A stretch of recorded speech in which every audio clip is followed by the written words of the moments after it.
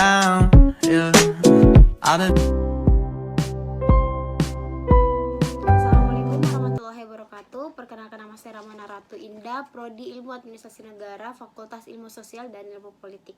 Di sini saya akan menjelaskan tentang asas-asas, norma, konsep, dan teori. Pertama, saya akan menjelaskan tentang pengertian asas-asas.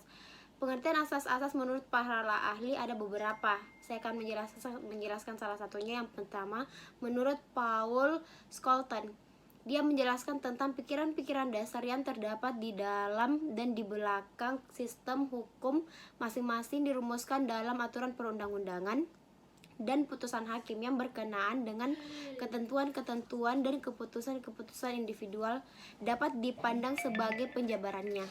Yang kedua, saya akan membahas tentang norma hukum. Norma hukum adalah suatu rangkaian aturan yang ditunjukkan kepada anggota atau masyarakat yang berisi tentang perintah, kewajiban, dan larangan agar dalam masyarakat tercipta suatu tertib dan keadilan. Yang kedua, saya akan membahas tentang konsep. Konsep hukum administrasi negara ada dua. Yang pertama, konsep selalu digunakan dalam peraturan hukum untuk menyatakan kehendaknya. Yang kedua, konsep dalam hukum administrasi negara yaitu aturan pikiran yang diciptakan khusus sebagai suatu teknis untuk menyatakan kehendak tujuan administrasi negara. Yang terakhir, saya akan menjelaskan tentang teori.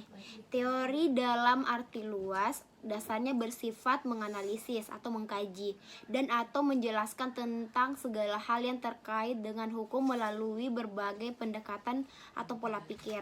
Teori hukum dalam arti sempit bersifat menganalisis atau mengkaji dan atau menjelaskan tentang segala hal yang terkait dengan aspek atau positif teori.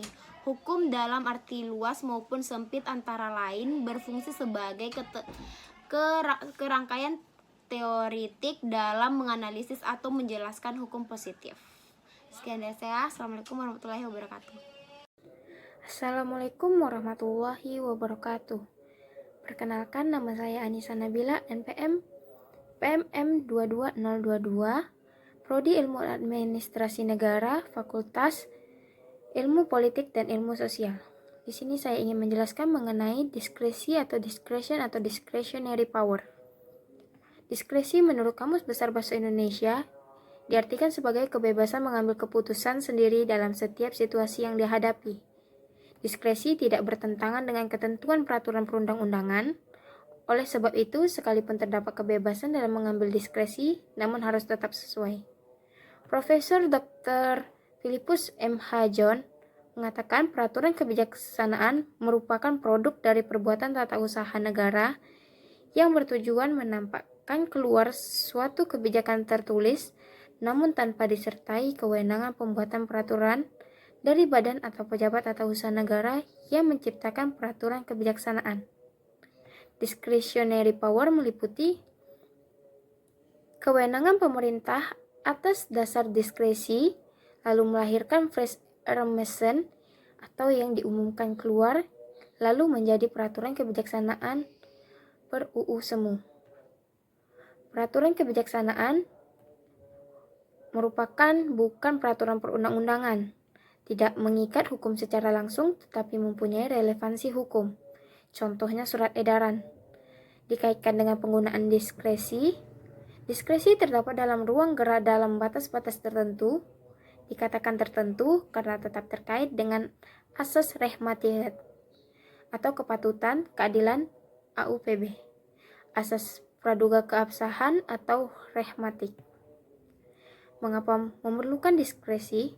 Setiap penggunaannya, diskresi memiliki tujuan, yaitu melancarkan penyelenggaraan pemerintahan, mengisi kekosongan hukum, memberikan kepastian hukum, dan mengisi stagnasi pemerintahan dalam keadaan tertentu guna kemanfaatan dan kepentingan umum. Batasan diskresi merupakan perbuatan hukum administrasi. Apabila peraturan perundang-undangan yang berlaku belum mengaturnya, atau peraturan yang ada yang mengatur tentang perbuatan tersebut tidak jelas, sehingga diperlukan diskresi dan tindakan atau perbuatan tersebut hanya dapat dilakukan dalam keadaan memaksa. Dampak dari diskresi adalah dampak positifnya yaitu urusan pemerintahan lancar, efektif atau efisien, dan dampak negatifnya akan menimbulkan abuse of power atau pelampauan kewenangan, deterrement the power atau penyalahgunaan wewenang, dan willkür atau sewenang-wenang. Badan atau pejabat pemerintahan yang dapat menerbitkan keputusan diskresi ada Presiden, para menteri atau pejabat setingkat menteri, Panglima TNI dan Kepala Staf Angkatan Darat, Laut dan Udara, Kepala Kepolisian Negara, Ketua Komisi atau Dewan dan Lembaga Setara, Gubernur, Bupati atau Wali Kota, pejabat eselon 1 di pemerintahan pusat dan provinsi, sekda kabupaten atau kota, dan juga camat. Sekian penjelasan mengenai diskresi dari saya.